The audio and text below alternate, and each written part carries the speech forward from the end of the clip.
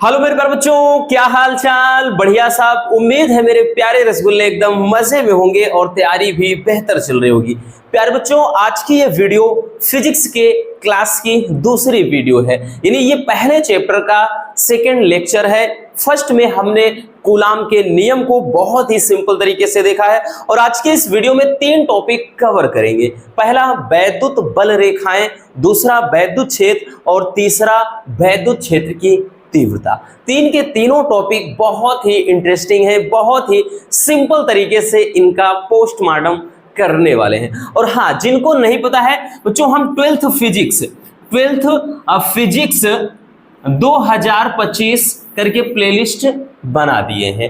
12th physics 2025 ये playlist बना दिया है। उसी में अब आपको हर एक चैप्टर के जितने भी वीडियो होंगे आपको सिस्टमेटिक ढंग से एक क्रम से मिल जाएंगे, आपको कहीं भटकना नहीं है।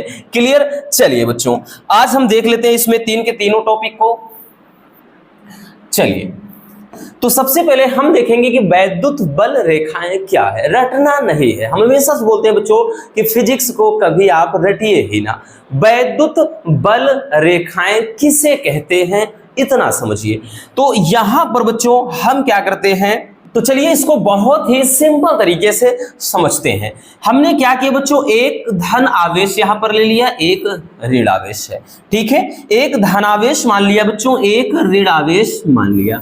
अब वैद्युत बल रेखाएं होती क्या है, तो वैद्युत बल रेखाएं वे काल्पनिक रेखाएं हैं जो वैद्युत क्षेत्र की दिशा का प्रदर्शन करती है। मतलब बहुत ज्यादा डीपली नहीं जाना भाई, हमारा टारगेट है बोर्ड एग्जाम, ठीक है ना। तो उसी लेवल से चलेंगे ताकि कितना भी वीक स्टूडेंट हो क्लियर समझ जाए। तो वैद्युत बल रेखाएं क्या है, वैद्युत बल रेखाएं वे काल्पनिक रेखाएं हैं जो क्या करती हैं, वैद्युत क्षेत्र की दिशा का प्रदर्शन करती हैं। जैसे भी यहां से निकली ये यहां पर, तो ये जो रेखा जा रही है इसी रेखा को अपन बोलते हैं वैद्युत बल रेखा। क्या कहते हैं, वैद्युत बल रेखा, ठीक है। तो इसकी ये दिशा को बता रही है भाई, जैसे ये निकल कर यहां पर समाप्त हो रही है, ठीक है। इसी तरह से बच्चों ये ऐसे निकल कर, तो ये क्या कर रही है कि भाई ये अनवरत रूप से यानी लगातार ये वैद्युत क्षेत्र की दिशा का क्या कर रही है, प्रदर्शन कर रही है, ठीक है। वैद्युत क्षेत्र की दिशा का प्रदर्शन कर रही है, ठीक। तो इतना समझ में आ गया कि भाई वैद्युत बल रेखाएं किसे कहते हैं। तो वैद्युत बल रेखाओं में हमने क्या बताया बच्चों, तो ऐसी रेखाएं या वे काल्पनिक रेखाएं जो क्या करती हैं, वैद्युत क्षेत्र की दिशा का क्या है, प्रदर्शन करती हैं, ठीक। सिंपल सी बात। अब इसके गुण सबसे ज्यादा पूछा जाता है परिभाषा में। वैद्युत बल रेखाएं क्या है ये कभी नहीं पूछा है, लेकिन वैद्युत बल रेखाओं के गुण सबसे ज्यादा 2023 में भी क्वेश्चन इससे बना था, 24 में भी। तो वैद्युत बल रेखाओं के गुण को समझिएगा, इसी से समझते हैं वैद्युत बल रेखाओं के गुण। पहला गुण बच्चों याद रखना भाई, पहला यह है कि ये धनावेश से निकलकर ऋणावेश की तरफ जाती है, ठीक। मतलब ये धनावेश से ऋणावेश की तरफ जाती है। दूसरा बच्चों अगर हम देखेंगे तो ये एक वक्र बना है, वक्र जैसे उधर भी रेनबो होता है, इंद्रधनुष बनता है, तो एक वक्र के रूप में। तो ये क्या है, वक्राकार होती है, ठीक है, वक्राकार होती है, मतलब एक वक्र के रूप में चलती है, तो ये वक्राकार होती है, ठीक है। अब तीसरी चीज ध्यान देना बच्चों कि दो वैद्युत बल रेखाएं एक दूसरे को कभी भी काटती नहीं है, मतलब ये एक दूसरे को ओवरलैपिंग कभी नहीं करेंगी, ठीक है ना। तो ये एक दूसरे को काटती नहीं है, एक दूसरे को काटती नहीं है। अब क्यों नहीं काटती है ये रीजन भी अभी बताएंगे, ठीक है। काटती नहीं है क्योंकि ये 2023 में पूछा गया था कि वैद्युत बल रेखाएं एक दूसरे को नहीं काटती है, क्यों, रीजन क्या है, ठीक है, ये चीज। और चौथी चीज यहां पर ध्यान देना, तो ये तनी हुई डोरियों की तरह सिकुड़ने का प्रयास करती हैं, ठीक। तनी डोरियों की तरह सिकुड़ने का प्रयास करती हैं, मतलब ये तनी हुई डोरियों की तरह क्या करती है, सिकुड़ने का। और वैसे देखें तो भाई ये क्या होती है, ये समांतर होती है, यानी इनके बीच में अगर हम बात करें तो बच्चों ये क्या है, मतलब ये गैप होता है। और ये जितने ज्यादा यहां पर पास होंगी आवेश के उतने ज्यादा यहां पर वैद्युत जो बल होगा ज्यादा होगा, जितनी थोड़ा दूर हटेंगी कम होगा, ठीक। इतना समझ में आ गया। तो वैद्युत बल रेखा की बच्चों हम सबसे पहले परिभाषा लिख लेते हैं, भाई ये तो अब अच्छे से समझ ही सकते हो। तो परिभाषा लिख लेते हैं, लिखेंगे बच्चों कि वैद्युत बल रेखाएं, ठीक, लिखेंगे वैद्युत बल रेखाएं, वैद्युत बल रेखाएं वे काल्पनिक रेखाएं होती हैं, वे काल्पनिक रेखाएं होती हैं जो वैद्युत क्षेत्र की दिशा का प्रदर्शन करती हैं, जो वैद्युत क्षेत्र की दिशा का प्रदर्शन करती हैं, वैद्युत क्षेत्र की दिशा का क्या है, प्रदर्शन करती है। मतलब ये हो जाता है। अब सबसे ज्यादा जो जरूरी इसमें हमने क्या बताया बच्चों, तो इसमें सबसे ज्यादा जो जरूरी है भाई वो है इसके गुण, वैद्युत बल रेखाओं के गुण, यही सबसे ज्यादा इंपॉर्टेंट है इसमें। तो इसके गुण क्या है, पहला ध्यान देना बच्चों, पहला हमने क्या बताया कि ये धन आवेश से निकलकर ऋण आवेश पर समाप्त होती है। ठीक है, तो पहला हो जाएगा कि ये धनावेश से ऋणावेश की तरफ चलती हैं, ऋणावेश की तरफ चलती है, लिख ले, या समाप्त होती है, चलती है। क्लियर, ये हो गया। अब दूसरा क्या है बच्चों, तो दूसरा हमने बताया कि भाई ये लिखा है, दूसरा कि ये वक्राकार होती हैं।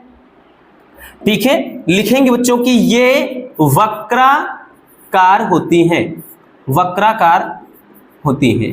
ठीक, मतलब ये ऐसे चलेगी बच्चों, इतना याद रखना भाई, ये इसकी दिशा को ऐसे बताएगी, यहां से ऐसे, मतलब ये एक वक्र के रूप में चलेगी, इतना याद रखना। ठीक है ना, तो ये वक्राकार होती हैं। ठीक, अब उसके बाद जैसे तीसरी चीज, भाई 3-4 गुण देख लेते हैं, बहुत है। ये एक दूसरे को, मतलब यहां पर लिखेंगे कि दो बल रेखाएं एक दूसरे को, दो बल रेखाएं, एक मिनट, दो बल रेखाएं एक दूसरे को कभी काटती नहीं है, अभी रीजन भी बता रहे हैं, आपको टेंशन नहीं लेना है। ठीक है, ये हो गया। और चौथा चीज, ठीक, चौथी क्या है भाई, हमने बताया ना कि ये तनी हुई डोरियों की तरह सिकुड़ने का प्रयास करती है, जैसा आपने फिगर में देखा कि ये तनी डोरियों की तरह सिकुड़ने का प्रयास करती हैं। और भी बहुत सारे गुण हैं, लेकिन इतना बहुत है, सिकुड़ने का प्रयास करती हैं, सिकुड़ने का प्रयास करती हैं। मतलब ये क्या हो जाएगा बच्चों, इसके गुण। ठीक, वैद्युत बल रेखाओं के गुण। अब जो हमने इसमें एक चीज बताया जहां से क्वेश्चन बनता है बच्चों कि वैद्युत बल रेखाएं एक दूसरे को काटती नहीं है, क्यों, क्या रीजन है, क्यों नहीं काटती हैं भाई, ये वाला। ठीक, ये जो है क्यों नहीं काटेंगे, थोड़ा समझिए। हम दो बल रेखाएं ले रहे हैं, एक वैद्युत बल रेखा हमने ऐसा ले लिया, और दूसरा भाई हमने क्या किया, ये मान लिया हमने इसको क्या किया, एक दूसरे से, ठीक है ना, कटा दिया, एक दूसरे से कट गई। अब ध्यान देना बच्चों, ये जिस बिंदु पर कट रही है, तो यहां से अगर हम ध्यान दें तो एक साथ ये दो बल रेखाएं, मतलब इसकी दो दिशाएं हो जा रही है। ठीक है ना, इस बिंदु पर वैद्युत बल रेखाओं की एक ही साथ दो दिशाएं बन रही है, जबकि ऐसा संभव है ही नहीं। ठीक है ना, यही रीजन है। लिखना अब क्या होता है, अगर लिखना चाहोगे तो लिखोगे बच्चों कि वैद्युत बल रेखाएं या दो वैद्युत बल रेखाएं एक दूसरे को कभी काटती नहीं है। ठीक, इसका कारण यह है कि अगर ये एक दूसरे को काटती तो कटान बिंदु पर दो दिशाएं हो जाती, जो कि असंभव है। तो यही कारण है बच्चों, ये एक दूसरे को कभी काटती नहीं है। ठीक, तो मतलब इतना समझ में आ गया कि वैद्युत बल रेखाएं क्यों नहीं काटती। हमने बताया ना कि अगर ये एक दूसरे को काटती बच्चों तो कटान बिंदु पर एक ही, मतलब एक साथ क्या हो जाता, उसकी दो दिशाएं हो जाती, जबकि ये संभव है ही नहीं, इसलिए ये एक दूसरे को कभी नहीं काटती हैं। क्लियर हो गया, चलिए स्क्रीनशॉट कर लीजिए। चलिए बच्चों, तो अब देख लेते हैं अगला टॉपिक। नेक्स्ट है कि वैद्युत क्षेत्र किसे कहते हैं। ठीक, वैद्युत क्षेत्र, हालांकि ये सब उतना ज्यादा नहीं पूछता है, लेकिन भाई टॉपिक में है, अभी हमको एकदम सिस्टमेटिक ढंग से सीखना है। बाद में तो इंपॉर्टेंट टॉपिक को कवर करेंगे भी, तो पूरा लेके चलना है ना। वैद्युत क्षेत्र क्या होता है? देखिए वैद्युत क्षेत्र कहते किसे हैं? हम क्या कर रहे हैं बच्चों, एक एरिया ले रहे हैं, एक हम एरिया ले लिए, ठीक, एक हमने एरिया ले लिया और उसके बाद यहां पर कोई आवेश रख दिया, ठीक है। हमने क्या किया, यहां पर कोई एक आवेश रखा हुआ है, एक आवेश रख दिया, ठीक। अब इस आवेश के चारों ओर मान लेते हैं कि भाई इसका रेंज क्या है, एक चारों ओर ये कोई क्षेत्र है। अब ये क्षेत्र ही कहलाता है वैद्युत क्षेत्र। लेकिन परिभाषा कैसे लिखेंगे? तो बच्चों किसी आवेश के चारों ओर वह क्षेत्र, ये आवेश है, इसके चारों ओर एक क्षेत्र है। अब इस क्षेत्र में हम कोई एक अन्य आवेश ले लेते हैं, जैसे यहां पर हमने क्या किया, एक कोई अदर आवेश यहां पर इसको Q0 से ऐसे दर्शा दिया, ले लिया, ठीक। अब इस आवेश के कारण इसमें जो भी आकर्षण अथवा प्रतिकर्षण होगा, आकर्षण अथवा क्या होगा बच्चों, प्रतिकर्षण होगा, तो वो क्षेत्र ही कहलाता है वैद्युत क्षेत्र, ठीक है। मतलब इसको हम 2 से 3 तरीके से परिभाषा लिख सकते हैं। एक तो एकदम हलवा है, सिंपल सी बात कि भाई किसी चालक के चारों ओर वह क्षेत्र जहां पर विद्युत का प्रभाव हो उसे वैद्युत क्षेत्र कहते हैं। या सिंपल सा है कि भाई किसी आवेश के चारों ओर वह क्षेत्र जहां पर किसी अन्य आवेश को लाने पर इसके द्वारा क्या है, आकर्षण या प्रतिकर्षण का अनुभव किया जाए, वही क्षेत्र कहलाता है मतलब वैद्युत क्षेत्र। होगा ना भाई, जाहिर सी बात है होगा बच्चों। जैसे मान लेते हैं कि कोई मतलब बहुत ज्यादा नशा करने वाला व्यक्ति, कोई नशेड़ी व्यक्ति है, अब उसके घर में बहुत ज्यादा रोक टोक है, तो भाई वो क्या है, एक सीमा में बंधा हुआ है। घर वाले बोल रहे हैं कि अगर जाओगे दारू पीने या फिर कुछ भी नशा करना है, सिगरेट करना है, लेना है, बीड़ी पीना है, तो टांगे तोड़ देंगे।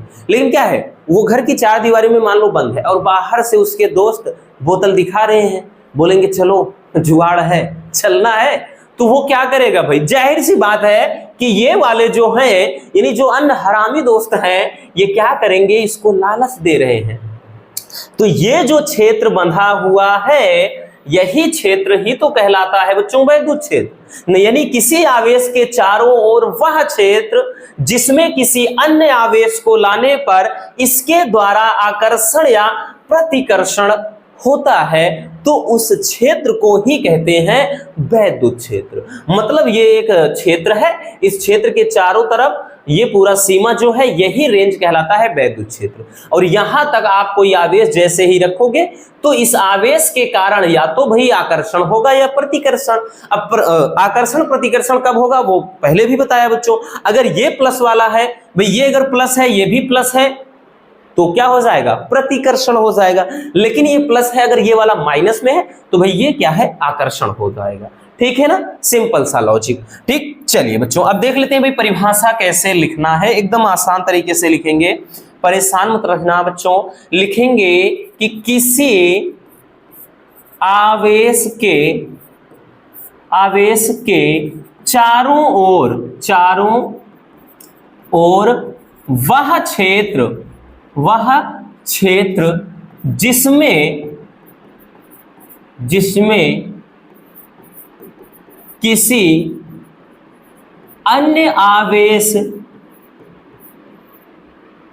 जिसमें किसी अन्य आवेश को लाने पर उसके द्वारा आकर्षण अथवा प्रतिकर्षण का अनुभव होता है, उस क्षेत्र को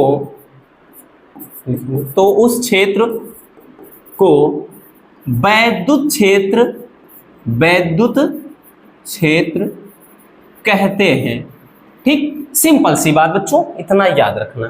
ठीक है ना, यानी किसी आवेश के चारों ओर वह क्षेत्र, हमने भी वही तो समझाया रसगुल्लो कि भाई कोई आवेश है, यहां पर मान लेते हैं कि भाई इस पर कोई प्लस क्यों आवेश है, तो किसी आवेश के चारों ओर भाई इस आवेश के चारों ओर जैसे ही हम कोई एक अन्य आवेश लाते हैं, मतलब जैसे ही यहां पर कोई आवेश हम लाएंगे तो इस आवेश के कारण भाई हलचल हो जाएगी। जाहिर सी बात है बच्चों, जैसे भी होता है, जैसे चुंबक में आपने देखा होगा, जैसे चुंबक है तो उसके चारों ओर मैग्नेटिक फील्ड होता है। चुंबक के चारों तरफ जैसे ही कोई आप लौह वस्तु यानी जो लोहा होता है ले जाओगे तो तुरंत ही चुंबक में हलचल हो जाती है। उसी तरह से ये भी है। तो किसी आवेश के चारों ओर वह क्षेत्र जिसमें किसी एक अन्य आवेश को लाने पर या रखने पर इसके द्वारा इसमें क्या हो, आकर्षण अथवा प्रतिकर्षण का अनुभव किया जाए, तो उस क्षेत्र को यानी ये पूरा रेंज ही क्या कहलाएगा, वैद्युत क्षेत्र कहलाएगा बच्चों। क्लियर। चलिए अब देखते हैं नेक्स्ट टॉपिक को। तो भी स्क्रीनशॉट अगर करना है तो कर लीजिए। अब जो सबसे दमदार टॉपिक है वैद्युत क्षेत्र की तीव्रता, यही सबसे मजेदार टॉपिक है बच्चों, ठीक है ना। वैद्युत क्षेत्र की तीव्रता क्या है, इसका परिभाषा, मात्रक, विमा सब पूछा जाता है। तो वैद्युत क्षेत्र की हम तीव्रता की सबसे पहले बच्चों हम परिभाषा समझेंगे, ठीक है ना। क्या देखेंगे बच्चों, इसकी परिभाषा देखेंगे, परिभाषा देखेंगे, मात्रक देखेंगे, मतलब फार्मूला, मात्रक, विमा सब देखना है, रटना नहीं। जैसे अभी इसके पहले हमने क्या बताया कि कोई क्या है, ये आपका कोई मतलब इलेक्ट्रिक फील्ड है, वैद्युत क्षेत्र है। इस वैद्युत क्षेत्र में हमने क्या किया, एक यहां पर धन आवेश रख दिया। क्या किया, धन आवेश रख दिया।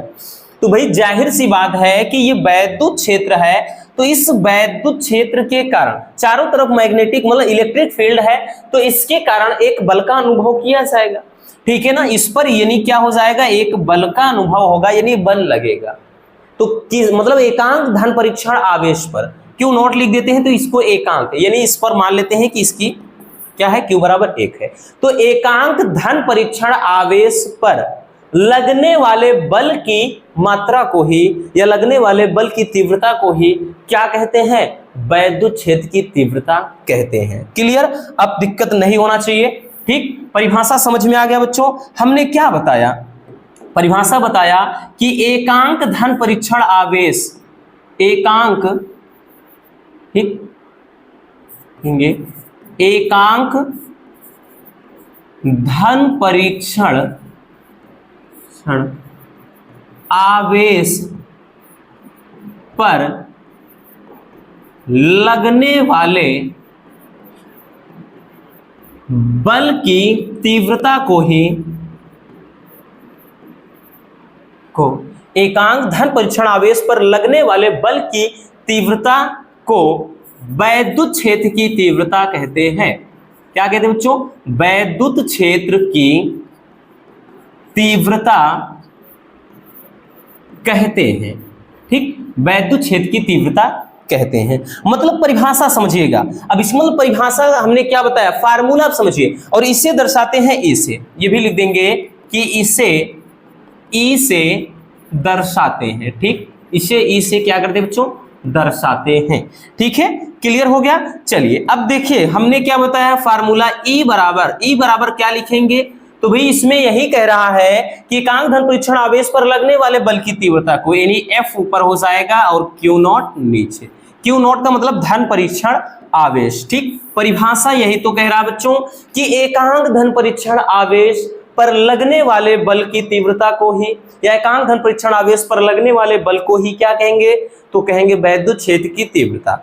मतलब यहाँ F क्या है बच्चों, बल है, Q नॉट क्या है, धन परीक्षण आवेश है, E क्या है, वैद्युत क्षेत्र की तीव्रता है। अब इसका मात्रक क्या होगा रसगुल्लो, वो समझिएगा भाई। इसका मात्रक क्या हो जाएगा, याद रखिए मात्रक क्या होगा, बल, F क्या है, बल है, बल का मात्रक न्यूटन, और ये कूलाम, भाई ये से Q क्या है, ये आवेश है, आवेश का मात्रक क्या हो जाएगा, कूलाम। तो ये हो जाएगा भाई इसका जो मात्रक हो जाएगा, ये मात्रक हो जाएगा बच्चों इसका, बल का मात्रक न्यूटन और आवेश का मात्रक कूलाम, न्यूटन प्रति कूलाम, न्यूटन प्रति क्या कहेंगे बच्चों, कूलाम, या इसी को कहा जाता है वोल्ट प्रति मीटर, ठीक।